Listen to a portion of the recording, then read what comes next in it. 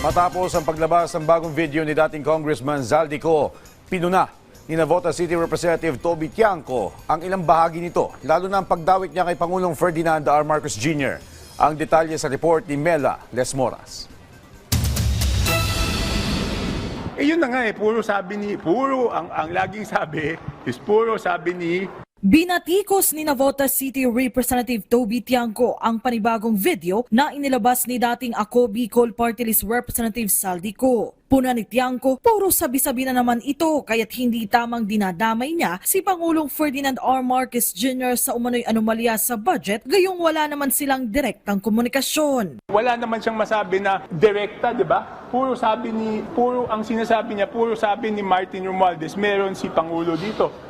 I don't know kung ano yan. Kasi nga sa harap ko sinabi mismo na sabi niya, Martin, wala akong natatanggap dyan. Questionable rin para kay Tiangco ang sinasabi ni Ko na wala umano siyang nakuhang parte sa pera. Malinaw naman daw kasi na sa kanya dumadaan ang mga transaksyon. Kahit anong sabihin niya, siya yung tumanggap ng pera. Di ba? Kahit anong sinasabi niya, the fact is, tinanggap niya yung pera.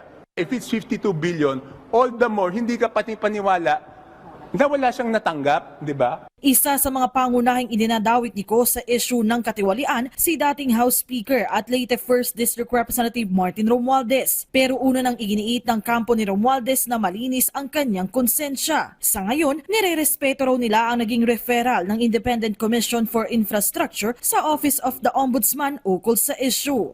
The ICI explicitly states that the referral code is issued without any finding or conclusion of guilt or liability on the part of former Speaker Romualdez. This clear statement reinforces our confidence in the Commission's impartiality and affirms the constitutional role of the Ombudsman as the sole authority empowered to make determination on accountability.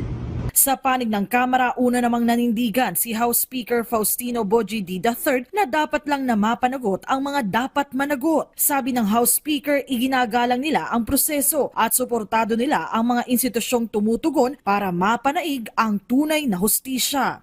Mela Lesmoras para sa Pambansang TV sa Bagong Pilipinas.